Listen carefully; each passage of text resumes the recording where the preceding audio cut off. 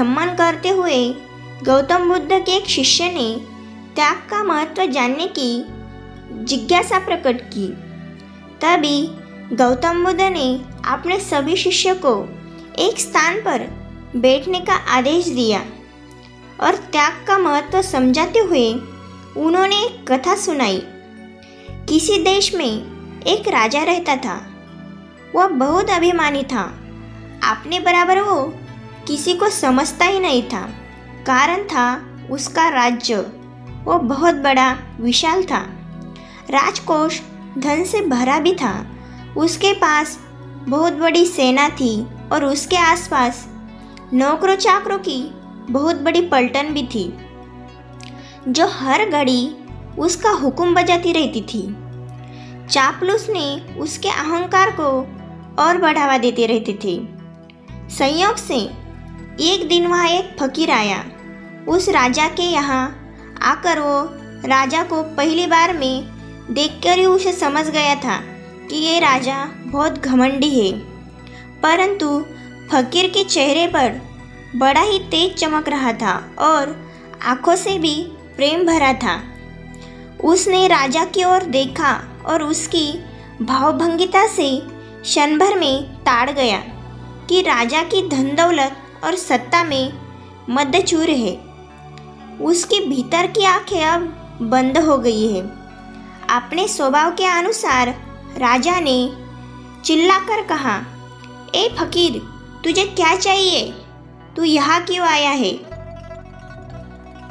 मुस्कुराकर फकीर ने कहा, राजन, मैं आपसे कुछ लेने नहीं आया हूँ, बल्कि आपको कुछ देने आया हूँ। सुनकर राजा को अभिमान को बड़ी गहरी चोट लगी।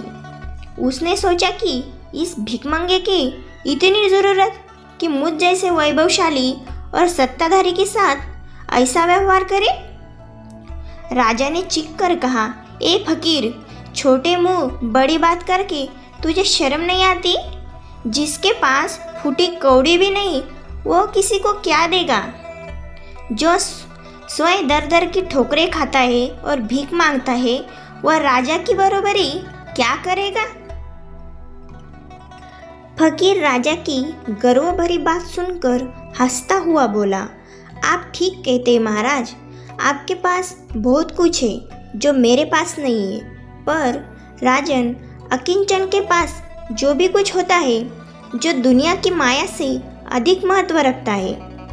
राजा की आंखों में खून उतर आया। अपनी बकवास बंद कर फकीर, जैसे किसी रोगी से वो बात कर रहा हो। फकीर ने कहा, राजन, बिना त्याग के भोग बेस्वाद है।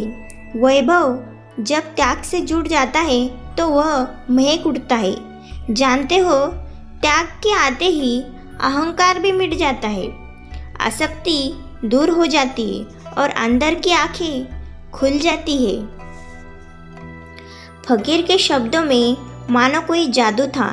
राजा को बोध हुआ उसका सोया हुआ इंसान अब जाग उठा था। उसने अनुभव किया कि त्यागी के आगे भोगी कितना छोटा है। उसके आंखों से अज्ञान का पर्दा हटता ही है। उसके जीवन में एक नया अब मोड़ आ गया था। अंततः यही कहना उचित नहीं होगा कि त्याग का महत्व सर्वोपरि होता है। कहते हुए बुद्ध ने अपने सभी शिष्यों को आगे चलने का आदेश दिया।